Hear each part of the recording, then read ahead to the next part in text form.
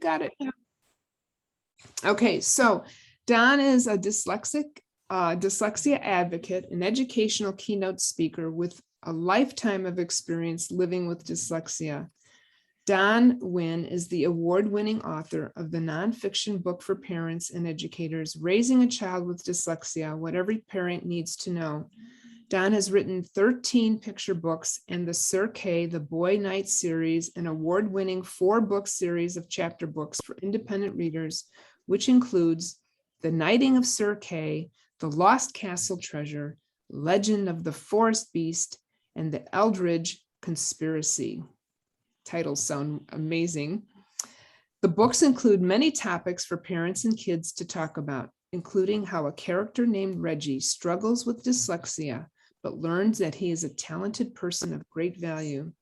Don has also published articles about dyslexia and reading in the Costco Connection magazine, Today Parenting, MD Monthly, Latin Times, Fostering Families Today, and many others.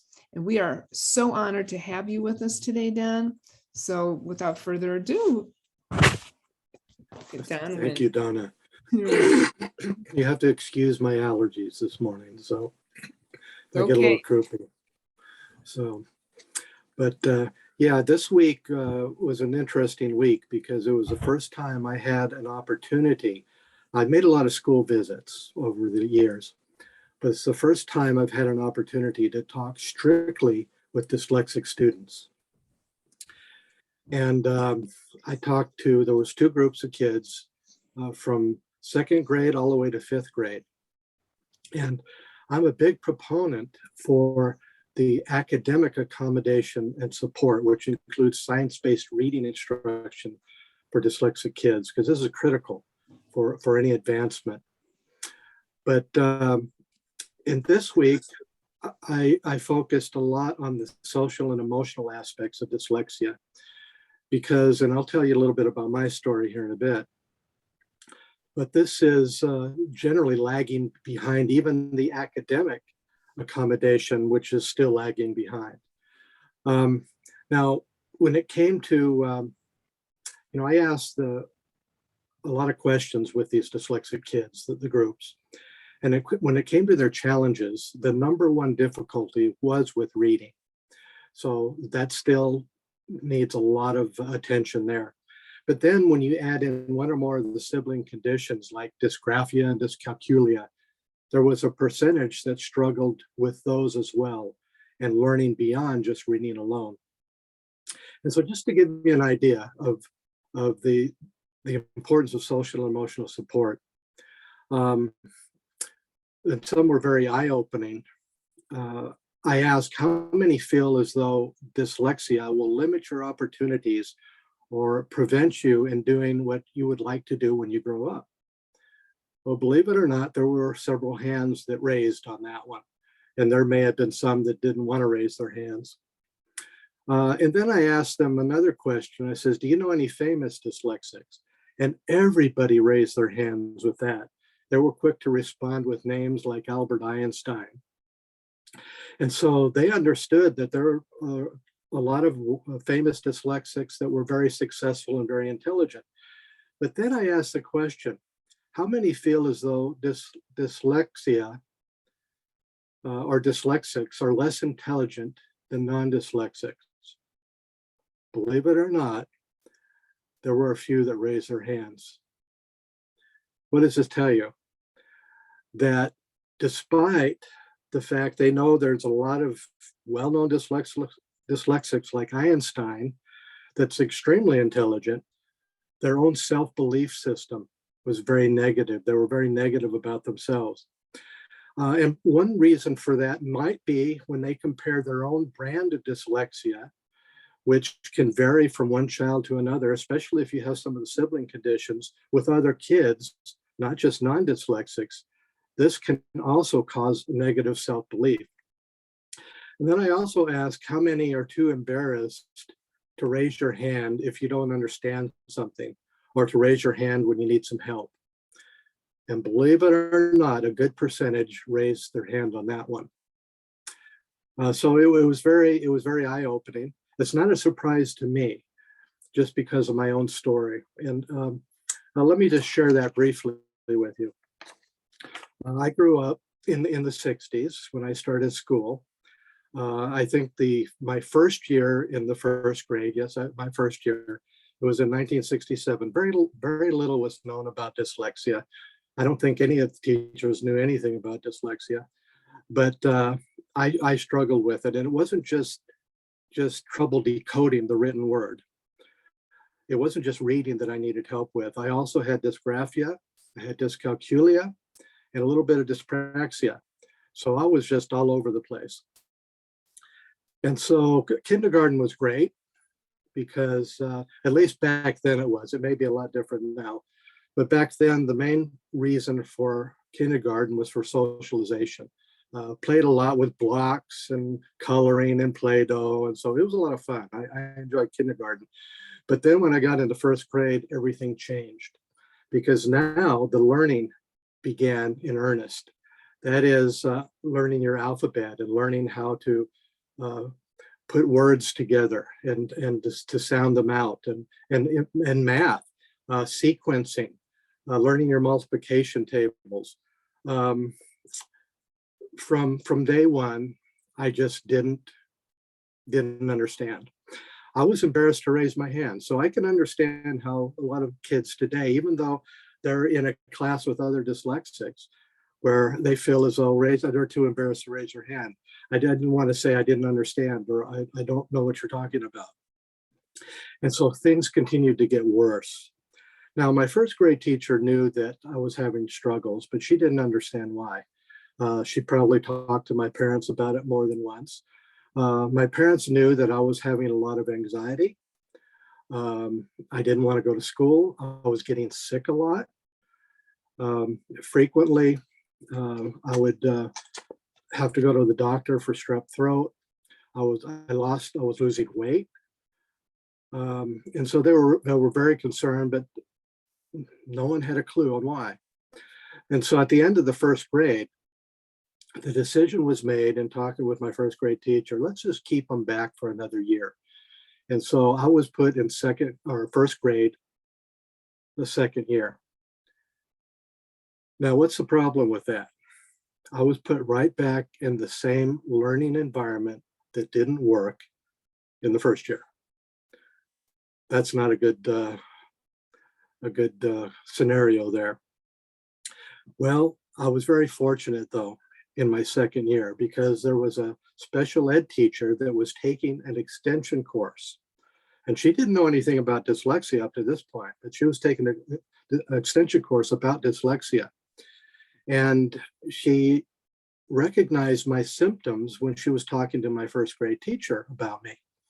And she said, it sounds like he has dyslexia. So the decision was made that they would take me out of class for 1 hour each day, and I would work one-on-one with the special ed teacher.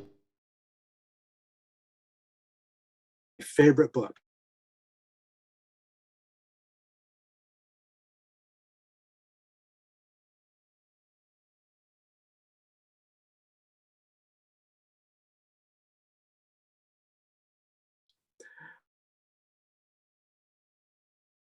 Cover up all the pictures. Boy, there was that anxiety again. But she then took one line at a time. She put a kind of a ruler under the line. Then she would help me she would say the word, she would break it up into syllables, and then help me to sound out. She used phonemic awareness and she used phonics. She encouraged my parents to use phonics and to help me get to the point where I could read. And she worked with me for probably for several months. And she got me to the point where I was actually able to read well enough that they felt like, okay, everything's fine now. Back to the regular classroom. I've moved on to second grade and everything was fine, right? Wrong. One, just because I was able to learn to read, I still was not able to read very fast. I still don't read fast. It took me time to decode it. And two, I had these sibling conditions. Dysgraphia, I had trouble getting the thoughts that were in my head down on paper. when it came to writing out questions or answers to questions, I couldn't do that. Or if I did, it was just all over the place. Multiple choice were a lot better. Math, I could never remember my multiplication tables. I still can't today. That's part of dyscalculia. I couldn't tell time on an analog clock. I struggled with that. I couldn't tie my shoes because I just couldn't figure it out, the left or right. And I want to share what happened in the second grade. This was, it was actually my gym teacher. They were preparing for a school event. And he was choreographing a little routine for all of us kids. And he had this big parachute that he had us stand in a circle, and we were all holding one end of the parachute. And then he would play the song by the Fifth Dimension, Up, Up and Away, you know, beautiful balloon. Some of you may recognize that song. To this day, it makes my stomach knot up. Here's why. As that song was playing, he would give us instructions. He would say, okay, everyone go to the right now. Everyone go to the left. Now up with it. Now move back, move forward. Now, what do you think I had to do when he told me to move right or left? I couldn't immediately remember which is right or which was left. I knew I wrote with my right hand, so I had to stop and think, okay, right, I write with this hand. I need to go in this direction. But by the time I figured that out, it was too late. So I was all over the place.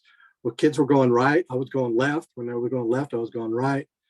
And the teacher became so angry with me because he thought I was just goofing off.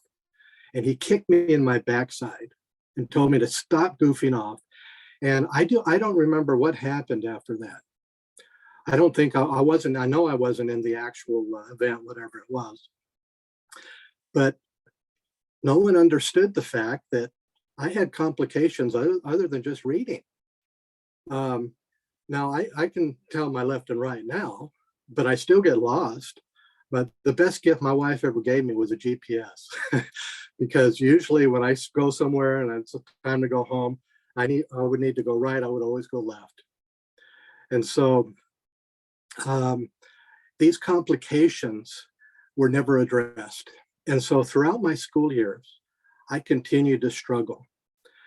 Now, one fortunate thing was, at least up till the fifth grade, is at least I was in a stable, fairly stable home environment, and I was in the same school. So I was able to get by with about C's. But then when I was in the fifth grade, my mother left, and we ended up moving around. And so we moved from Denver to Columbus, Ohio, and I was moved out of that school system into another school system. And they didn't understand dyslexia either. And I didn't understand it. I had the label. I didn't know anything about it. I didn't know anything about these sibling conditions. I just compared myself with others thinking, okay, there's something wrong with me. I'm just stupid or something.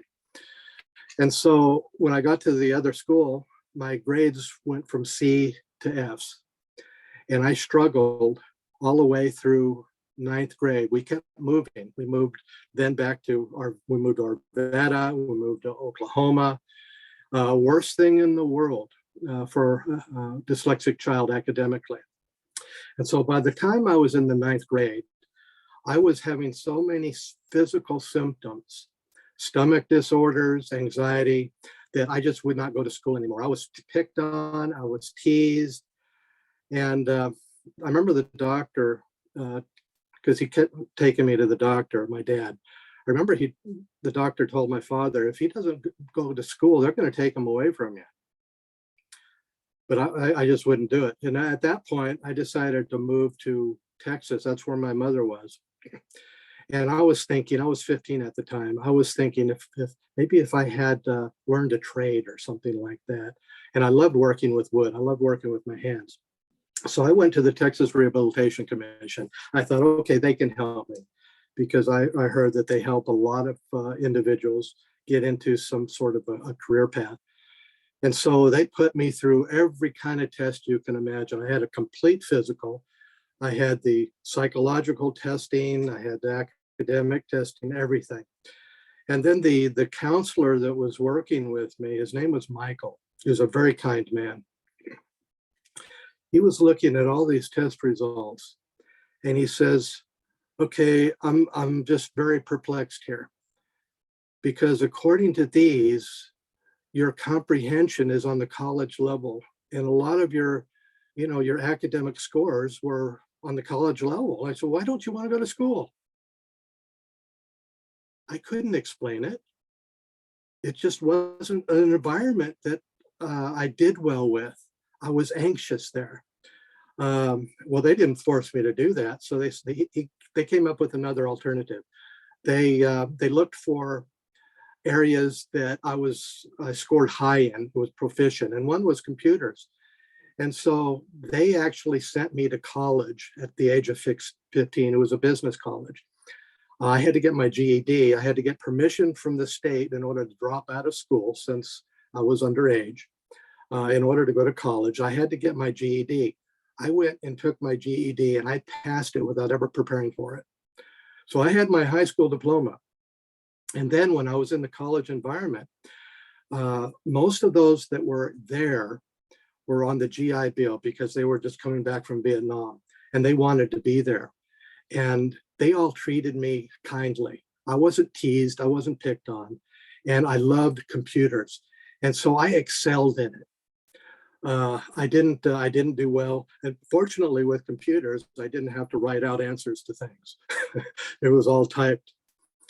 And so I was able to graduate from a technical school in computer programming.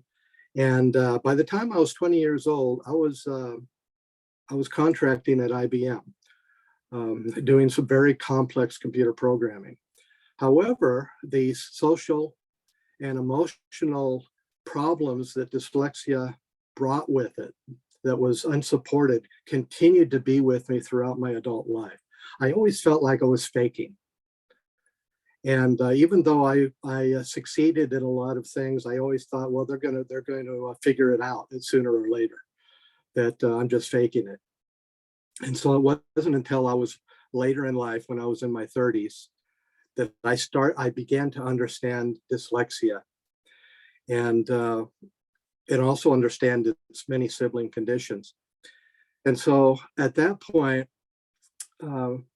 especially as an adult, and you begin to learn these things, there's a lot of anger that comes with it, because then you look back and you think, if only they had known, if only I had received the accommodation, the social and emotional support, I wouldn't have had to suffer all of those years.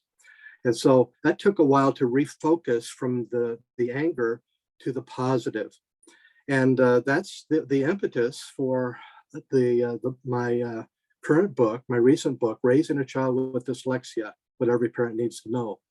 It primarily focuses on social and emotional support. It touches on the importance of academic accommodation, especially with reading, but mostly it addresses social and emotional support. And when I was talking with the group of dyslexic kids and I heard their answers, now they had a dyslexic teacher that was working with them and they had accommodation, but there was still a lag when it came to the social and emotional support for some of them, but for some of them. And a lot of this is not just with the school, but it's with the parents, really not understanding the needs of the dyslexic child. And so I give a lot of presentations to the PTA. I gave one to the PTA group of the parents of these very dyslexic children. And I talked with them about the need of social and emotional support. And you'd be surprised how many parents of these dyslexic kids that are receiving accommodation didn't understand a lot of the social and emotional needs of these children. And so that is one of the primary things that I'm focusing on. Donna has the science of reading covered. And I'm not an expert in that, other than the fact that it's desperately needed for all kids. But you can't take the academic needs of the child and make sure you're providing that accommodation without also providing the social and emotional support. And also recognizing that not all dyslexics are alike. One dyslexic may receive help with reading and they'll do just fine. But other dyslexics, especially if they have one or more of the sibling conditions, they need a lot more accommodation, a lot more support, and a lot more understanding from the educators and their parents. So that is my primary focus with the book, Raising a Child with Dyslexia. Now, before I even got to this stage, and a lot of people ask me how I ever became an author, especially someone that couldn't stand to write and wasn't able to write when I was younger. And again, it took me many decades to get to the point where I can write. And it was computers, believe it or not, that allowed me to be able to get to this point. Because on a computer, when you type something out, a sentence, you look at it and say, okay, that's not right. Now, when you write it out on paper, you have to erase it or throw the paper away and start over again. And it can be very frustrating. But with the computer, so okay, I'll just rearrange it until the sentence looks right. And I had to do that every time I would write on the computer. I would have to look at it, and I would work and rearrange words and try to correct spelling and so forth. Spell checkers are great, by the way, although they not always so good with grammar. And then I always gravitated towards bullet points.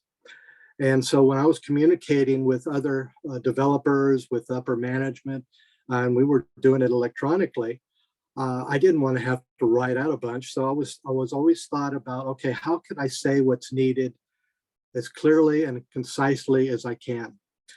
And over a period of time, after doing this day in and day out, I became known as the best communicator, because everyone could understand exactly what I was saying. They didn't have to go back and say, okay, what did you mean by this? Because I spelled it out clearly and concisely, and I didn't have a lot of words, unnecessary words. And I was kind of flabbergasted by that, because generally when they wanted something explained, they would come to me. Could you write this up for us? Because there are a lot of people in the office are not quite getting this. And of course, I always did it in bullet points where all possible. But then after a period of time, especially when I was going through a stressful circumstance, I was told, that if you would start writing down your feelings, that could really help you a lot. And I thought to myself, well, I can never do creative writing. But I went ahead and said, well, maybe I could just write a few thoughts down. Now, poetry was a good outlet, because poetry is like bullet points, very brief, very concise, very pithy. And so I wrote a poem expressing my feelings, and it was called "It's Okay to Cry." And then I kind of shared it with my wife and a couple of other people, and they said, wow, this is really good. And then I was thinking to myself, you need to be doing more of this. I was thinking to myself, well, it's just a fluke. I can't write creatively. But I thought, well, I'll just go ahead and write something else. And so the next thing you know, I was just writing hundreds of poems. And then from that came children's stories. And the first one was the tortoise and the hairpiece. And so I wrote it. It was in rhyme, real pithy little story. And then after a while, I had a bunch of these children's stories, and I was suggested, you really ought to publish these. And so the first book came out. It was A Tortoise and the Hairpiece. I thought that was the very first one I published here. And then from that, the editor I worked with saw a little writing exercise I did where I included every word in the dictionary that began with a silent K. And it was a very short little story. It was called The Silence of the Kays. And it was about a knight named Kay who lived in the land of Nox and so forth. It had every word in the unabridged dictionary with a silent K. Well, my editor looked at this and said, this is really good. Have you thought about maybe converting this into children's stories? Naturally, it's going to have to be changed around a lot. And I said, well, chapter books, that's a lot different than writing little short rhyming stories. But she encouraged me to do it.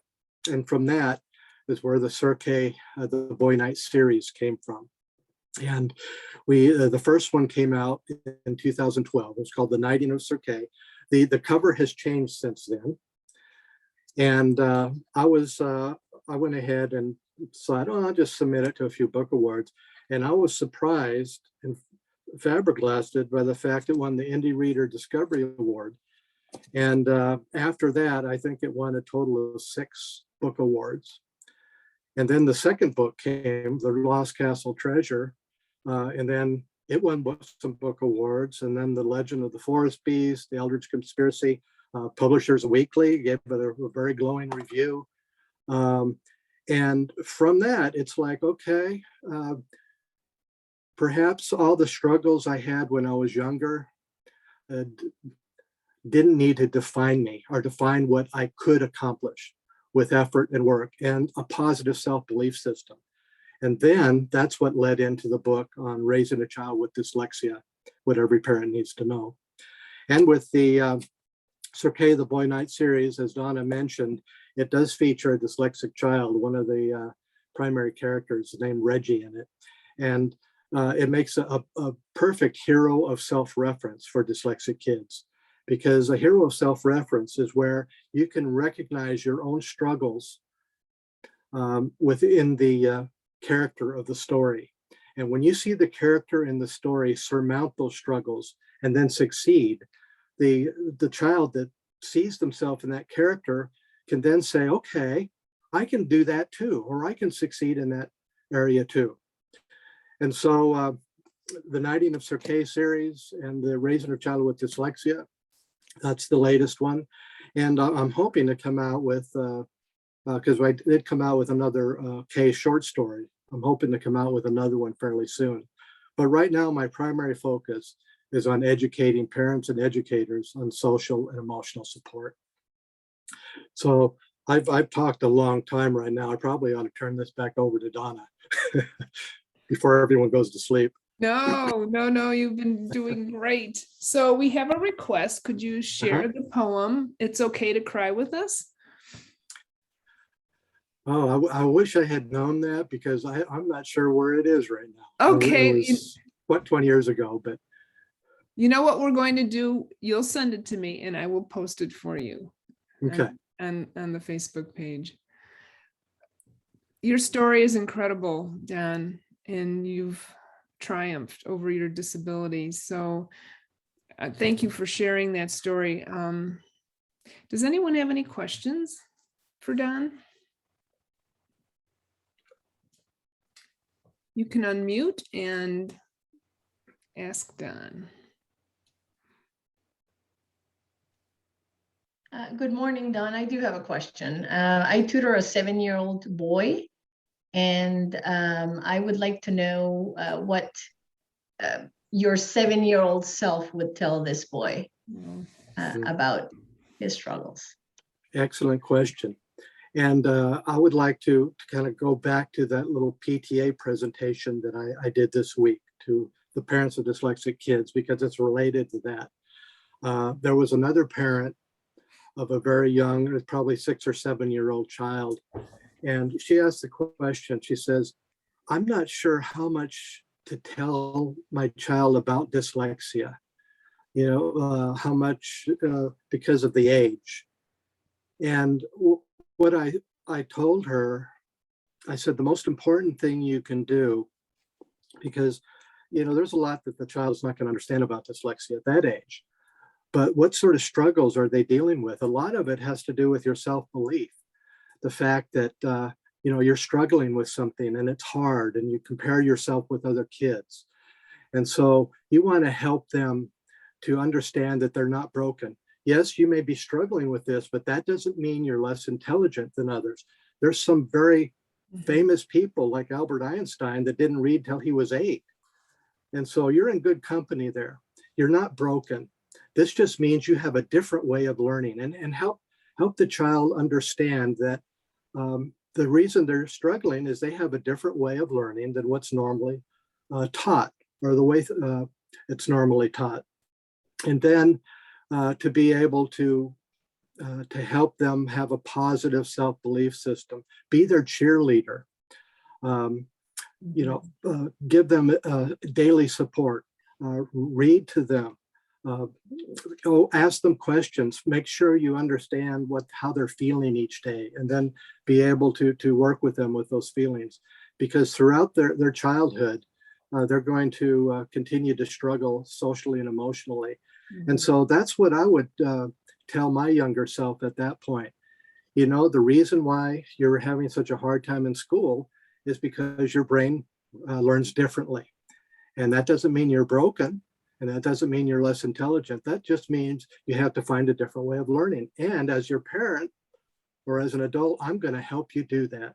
And you're going to be able to accomplish anything that you want to be able to do. If there's something you enjoy doing and you want to do when you grow up, there's no reason why you can't do that, even though you're struggling right now.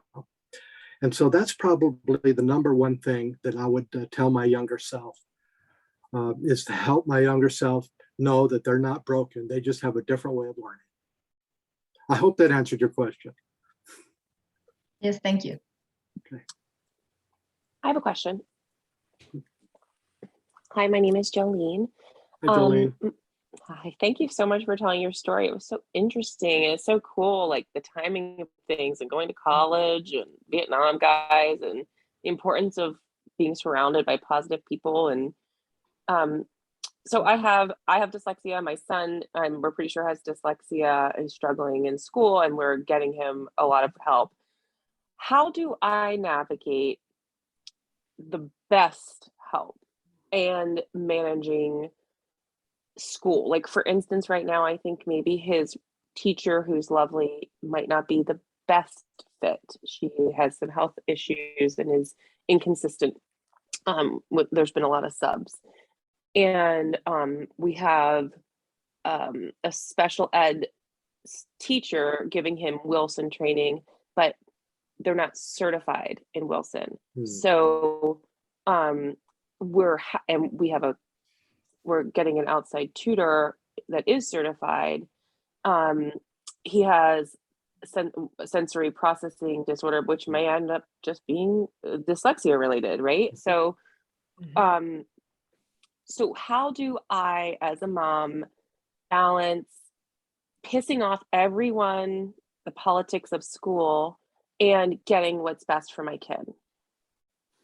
Yeah, that's an excellent question. And, it's very unfortunate that there are still some schools that are lagging way behind as far as having properly trained instructors or teachers in the proper reading instruction, and also understanding dyslexia as a whole, including the sibling conditions. Back in 2019, I gave the keynote address at the Central Texas Dyslexia Conference, and there were a lot of educators there, a lot of teachers. And I was surprised to find out afterwards, when some of these teachers came and said, there was things I didn't know that you told me about. And a lot of these were dyslexic teachers, those that were trained and Wilson certified. And so, it is a hard balance, and it may be that you have to not worry about pissing them off, because your primary concern is your child. You want to be careful there, but you want to make sure that they're getting the academic accommodations they need. But then, as a parent, that's where what you can do the most to help your child is on the social and emotional end of it. And all that is covered in detail in my book. And I do have good news for parents that are also dyslexic. Here's the book cover, by the way. It's a new cover. It's also available on audio because I knew that's funny. I knew that there was going to be a lot of parents out there that are also dyslexic, because it's highly heritable, that may not like to have to read this. You can listen to it. And also the Sir Kaye series is also available on audio for children as well. So, but just keep working. Make sure that your child gets the academic instruction needed. But then make sure your primary focus is on the social and emotional support. And you're a hero for doing that, because it's not easy, because you have to work with them and help them every single day. Well, I hope that answered your question. I know it's kind of wide May open. I jump in with something, Don? Yes. Hi, Jolene. I'm Don's wife, Elizabeth. Oh, hi, Elizabeth. Hi. Another suggestion that Don has made in the past with people is to get support for yourself, because you have a very stressful and fine line to walk. You've got the politics, you've got the teachers that are overstressed and trying to do their best, and you've got testing challenges and evaluation challenges and educational plans too. It's a lot to juggle. And one of the most helpful things that you can do for your child is to model coping skills for them. Because the more they see you staying on target, having their back, believing in them, and comporting yourself in a way that gets things done, rather than just venting frustrations when things aren't moving along, that's really a life lesson that will stay with them, because dyslexia involves a lot of frustration. It never goes away. Things are always going to take extra time. And so by modeling those coping skills for them and just saying, you know what, we don't have all the answers now, and that's okay, but I'm not going to quit working on this because I believe in you. Thank you so much for that. Thank you. Sharing that. The one thing that I go back and forth with is, I need to press with the school for having, I'm thrilled that they're doing Wilson, but I need to press that they do get certified, or that he is moved to a teacher that is certified. But there's also very brilliant people. Like, I'm not a good test taker. What if I was the Wilson? What if I didn't take the test, but I'm a better instructor than, like, what if I learned it, but then I did, you know what I'm trying to say? Like, maybe some people some people don't have a degree and they're amazing at it. So, like, if this is the right person, then I guess the proof then is just in the like testing that they do at the end of each section. Yes. I want to jump in. So what has this teacher gone through with Wilson? Is it just the 3-day overview? Do you know? I have no idea. I've got to find out. Are there good questions I can ask that you guys would be able to give me advice on to probe? Right. Well, Wilson has, if this person has a clue. Wilson has two. Well, when I took it, it had 2 levels of certification: level 1, level 2. And the training starts off with a 3-day overview. And some people say, I'm going to take the 3-day and call it done. Well, that is just like the tip of the iceberg. You don't have that experience. Level 1, it's a practicum. So you have to go through 60 hours of supervised practicum, which is the critical piece, because you're learning the system and learning how to apply it. If you don't have that and you don't have anyone watching you, then you're going to miss some things. You're going to miss a lot. So that is critical. Yeah, absolutely. Can I jump in, Donna? Sure. This is Lori Josephson. I'm a retired Wilson trainer, and the difference between just taking the 3-day and trying to implement it yourself and doing the practicum is enormous. And there is no test. It's not like if you're a bad test taker, you can't become competent to teach Wilson with fidelity.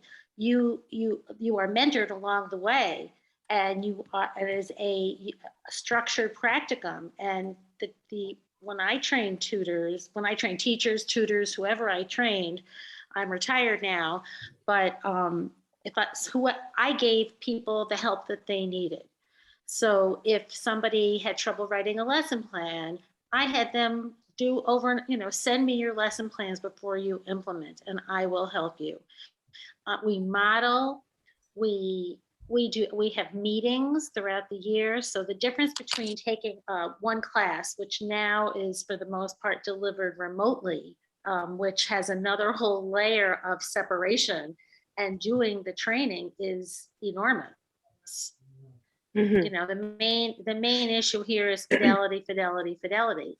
And people may think they're doing it with fidelity, and if they don't know what they don't know, and that's not their fault. And sometimes, you know, it's expensive because it's time, it's labor intensive. So many teachers can't afford to pay for the training by themselves. And some school districts won't fund the teachers. So you end up in a catch-22 situation with who pays for that, the students. So I think certification is very important. And I'm also OG trained, and those levels of OG certification require, again, a practicum. So those are the questions you need to ask. And the other it's hard for me to have a conversation with the IEP. It's just hard to have a conversation with the IEP team where these people are pouring time in and you're saying, well, but you're not good enough because you're not certified. So like, how do I look up the person that's emailing me twice a week, keeping me in the loop and sending me things home, and he's doing okay with it, and say, you're not good enough? It's not a quick fix. Let me just say that. There's no quick fix. Yes, somebody wants to jump in, go ahead. Yeah, I think the people who are trainers in Wilson and really are certified are obviously experts, but from a different angle, as a teacher in a school and a person who works closely with administration, I think you're right that that's a fine line, like how you go in and talk to people. You want to get everything you need for your child and be their advocate, but also not burn every single bridge, because the school is able to do what they're able to do. Like, teachers are hired, and whether you're a kindergarten regular ed classroom teacher and it's your first year, or you're a 30-year veteran with tons of training, that's what the school has placed in there. So you definitely have to work with what's going on. I think giving times that they would look at things, like now it's October. I don't know when your child started school. I'm in New York and we start school in September. If in November there's no movement, there's no growth, then I think, you know, when you have a couple of months time, you could say, my child's not learning this way, instead of going and attacking not attacking, but, you know, calling into question the adult's credentials, which the school has staffed, so they think the credentials are fine. And then I think that's where you have a leg to stand on. Like, they're not making growth. What else can we put into place? Because you're not going to get the miracles of as if you're staffing your own private school for each child. So I think that's important too. And then you want to go in like, oh, this parent is like my partner, not a parent who, okay, great, we're going to have to listen to another complaint that this parent has. And Jolene, I would add that I think you need to see exactly what they're working on with him, and follow up with that at home. They can easily give you copies of the student book, and you can be reinforcing that at home. And if you're not seeing any progress or minimal progress, that's a red flag. You know, they can tell you that things are going fine, but let me see how accurate he's reading. Lori, what do you think about that? Because there's I think that what everyone said is true. I think that parents, you're on the team. Parents are on the team. You're not, you know, I think, and kids need to realize that they're not passive learners. They have to try. I've tested many children who kind of are passive learners. You know, I have this image in my head of a child with a funnel at the top of their head and the teacher's pouring knowledge in, but the child has to try. And I think what Don said is so right about the social emotional support that you as the parent bring to the table to help your child realize that they cannot be a passive learner. I hope that 12-year-old is listening. I read in the chat that there's a 12-year-old listening in with mom. from what I just said. And I think that teachers are often asked to do things that require more time than is realized, that the school realized that exists. Okay, let's just say it that way. That if you have a child who's supposed to get X number of minutes, well, sometimes X number of minutes doesn't work out. And if you have a short amount of time, say I read IEPs and I read or things on our page, I have a group for 20 minutes. Well, 20 minutes isn't 20 minutes by the time they walk into the hallway. And as you're not broken, you just learn differently. And part of learning differently is needing more time to learn and need repetitions. And so if you are placing a child and a teacher it's basically an impossible situation. It's a catch-22. We need more resources in our country in terms of time to be spent with these children and more teachers. And that's the last thing that any school district wants to hear, because that's the biggest expense, having more teachers in the classroom. Mm-hmm. So I think we're at a crossroads, now with science of reading, where more children are going to be taught using structured literacy. So there'll be less children, hopefully, who need more support. Does that make sense to everybody? I hope. And I think it's really making a difference having all these social media. And I still think that it takes time, if you are dyslexic, learning is not a quick fix. So you can't expect a child to make huge progress in 6 or 8 weeks, because that's just not how it works. And every dyslexic is different. So every dyslexic will have different times throughout a scope and sequence where they'll have peaks and valleys of, oh, I get it, let's move on. Oh, I need more practice. So, but I agree with what everybody has said here. And Jolene, you need to, I always tell parents, I'm part of the team, I want to help. Definitely ask for progress reports. Definitely ask what you can do at home, but you need to do it in a supportive way so that you're seen as part of the team as opposed to an adversary. Yes. You get more with milk than honey. How about that? Yep. And I have to say, I'm just a regular ed classroom teacher, and I just love the fact that you're there for your child and know what's going on. I kind of struggle with parents just accepting that their child learns differently or is having a struggle. Right now, I have one child in my class who's very far behind. I can't, I'm not a specialist. I'm not going to diagnose the child, but he really appears like he's dyslexic.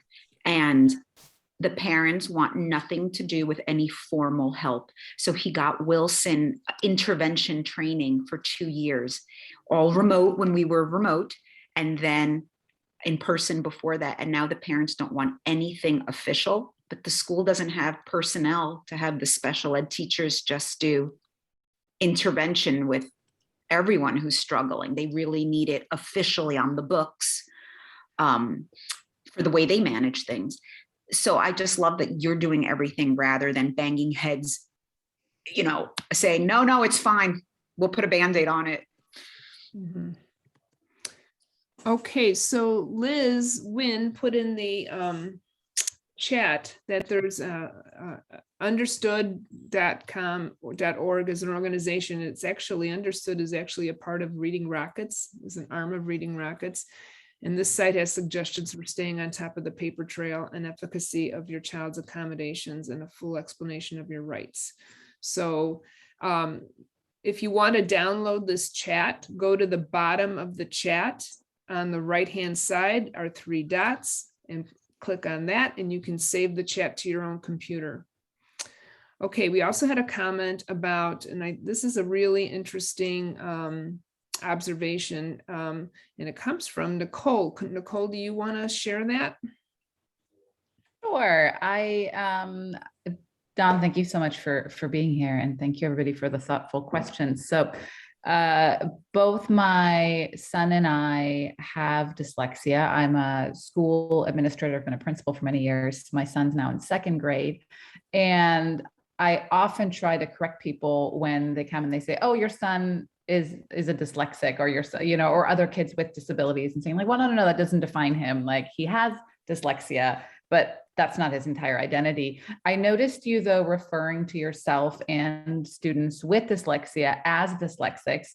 And I want to honor that. And I know you're incredibly smart, and there's a lot of wisdom with that. And what my mind went to is like, wow, am I taking away my son's identity by correcting folks and sort of redirecting, saying like, no, this doesn't define him. It's just this thing that he has.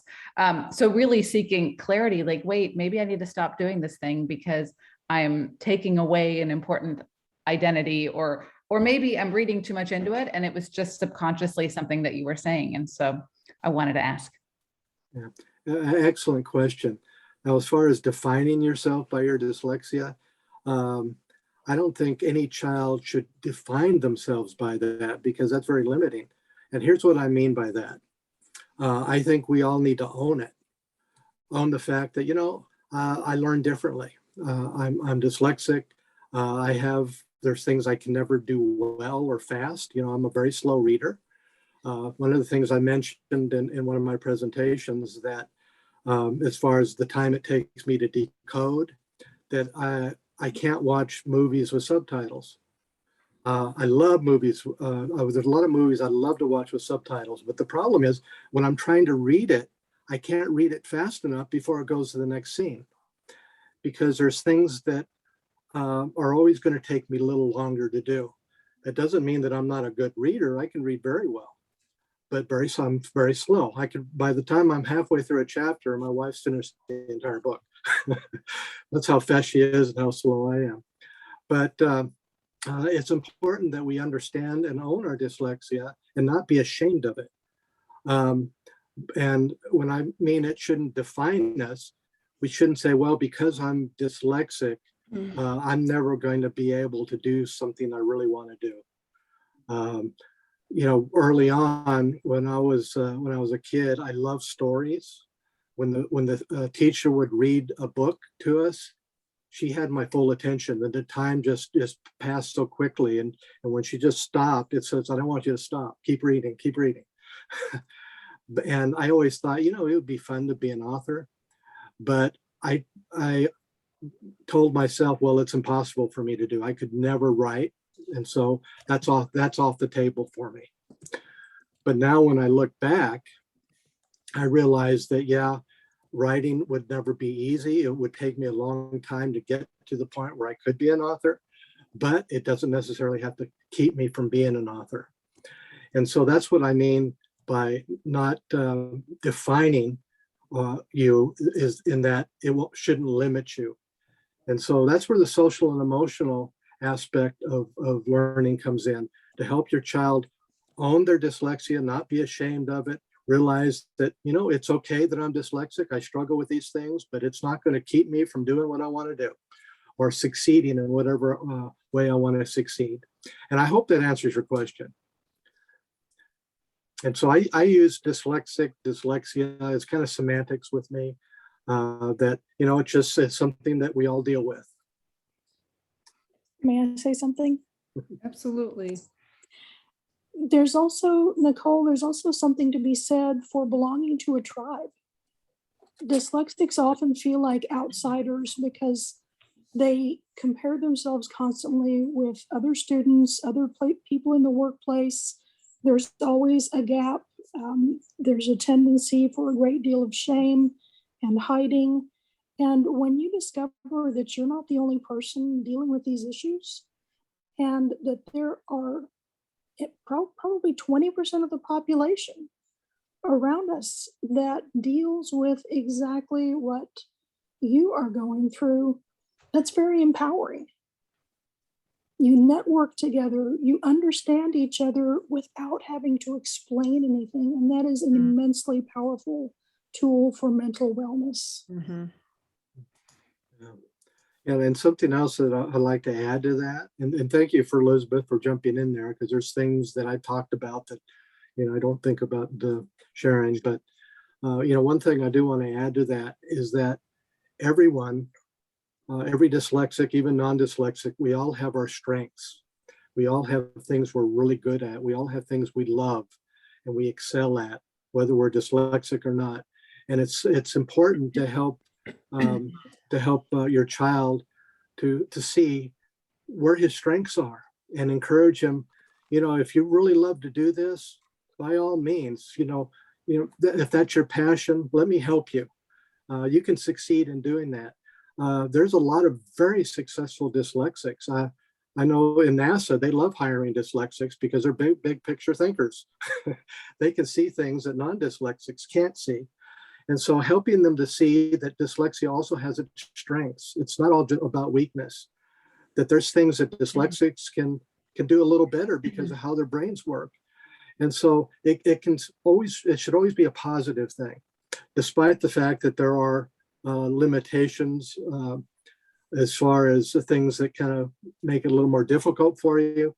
There's still a lot of positives. And by focusing on those positives and keep that social and emotional support front and center, there isn't any reason why a dyslexic child can't be well adjusted throughout his school years and on into adulthood. Mm-hmm. All right. Do we have any other questions? We are closing in on an hour, so I think we might want to wrap it up. But anyone else? Final comments? I do have a quick question. As I mentioned, I'm working with this little boy who's, mom, when I was asking her about family history, mentioned that there's a family member who is dyslexic. And I can't diagnose, but I know that there's red flags with this, with this little boy. So I'm seeing him 3 times a week, working together to build that foundation. He does attend a public school, and the public school, ran an assessment on him, and told the mom initially back in September, he did well on phonological awareness. He blew the test out of the water. We can do it. We can work with this child. But I know mom knows there are things that are going on with her son. But when she hears these messages from school, and then, of course, I ran my assessments as well and said, okay, this is what I see. We need to approach it this way. Based on my OG training, how do you speak to a parent when she's hearing, messages from school? And of course, she wants the best for her child, but we don't know if she's necessarily receiving that help from school. I know he's receiving it from me 3 times a week. So what do you suggest? How do I approach mom to kind of push the envelope a little bit with her school? Yeah, that's an excellent question, and I know that some of the other participants probably have some thoughts on that as well. But I think it's important. And here's one thing that I've discovered, that there are some children that may not have too much of an issue with decoding, but they deal with one or more of the sibling conditions. Like you may be okay with the reading aspect, but maybe you have dyscalculia. And so it affects other aspects of your learning. And so a child can continue to struggle with various aspects of school, even though they may not test as though they need much intervention in the way of reading. And so I think it's important for the parent and also the school to look at the child as a whole, not just one little aspect. How are they doing overall? What other areas may need some attention? And just encourage the parent to continue to address her observations with the school, and to make sure that that they're responding to that and providing whatever accommodation is needed. And I'm wondering what some of the others feel about that are in the school system. Well, I can tell you that schools are going to give you a false sense of belief that things are great, because a lot of them are coming from the the wait and see model, it's going to be okay. And we know that that's not true. We know that's not going to happen. And so I think, the message that they're giving is, oh, they did great on this, but they don't know what to do for the things that are falling apart. They just don't have the training. I mean, that happens more often than not. We have schools, teachers that don't even know what dyslexia looks like, even though they have dyslexics in their class. So I think, Nora, for your question is to always say to the mom, the school may not be aware of what to look for, but this is what I see in my testing, in my daily work with your son or daughter. I mean, that's what you have to do. You just have to keep reinforcing that. Here's the reality. This is what I'm seeing. Yeah, excellent response to that. And, the wait and see, what's the biggest problem with wait and see? Not only do they suffer academically, but then that social and emotional toll that is taken can be extremely damaging to the child's self-belief, and can, affect them later on in life or later on in school. And so, yeah, I'm not a proponent for the wait and see. You start as early as possible. And one of the things that I had that's included in the book is that in some cases, dyslexia can be noticed as early as 18 months. Mm-hmm. And so before a child enters school, for a parent that is knowledgeable, and all this is included in my book, can actually observe a lot of signs of possible dyslexia and can get the child tested. But again, it has to be with the right individuals in order to properly test. Well, you have to know what you're looking for. And I can tell you as a former educator that we are not trained. We continue to be not trained to identify students. But I'm things are changing, even in Wisconsin. So this is good. Can I jump in and ask a question on that note? I know you're trying to wrap it up. First, I appreciate in the chat, I was looking for some recommendations just for some books to expand my knowledge. I'm a reading specialist in a new position this year as a reading specialist. And I do think teachers don't exactly know what to look for. So I'm trying to think about what could I do, aside from like asking them to take a course or ask them to read a whole book. Like, what could I do as a reading specialist to reach out to my staff to help them to better understand what they're looking for? Because I can only take a small percentage of our population. I have 25 kids in my caseload. Obviously, there's more students that need help than that, but I can only fit so many in a day. So any suggestions on how I can support my teachers to understand better what they're seeing with their students? Sure. There's the International Dyslexia Association. They have lots and lots and lots and lots of resources there of what a struggling reader looks like. You may not want to use the word dyslexia because that connotates some crazy thoughts about what that looks like, so I always like to say kids that are struggling will have these characteristics, which may lead to dyslexia, because it is on a spectrum and it's, from mild to profound. But if you go through maybe the checklist of what characteristics they look like, struggling, especially the core phonological deficits. Have you read David Kilpatrick's Essentials book? He's got a really good. I literally just ordered it this morning. So okay, good.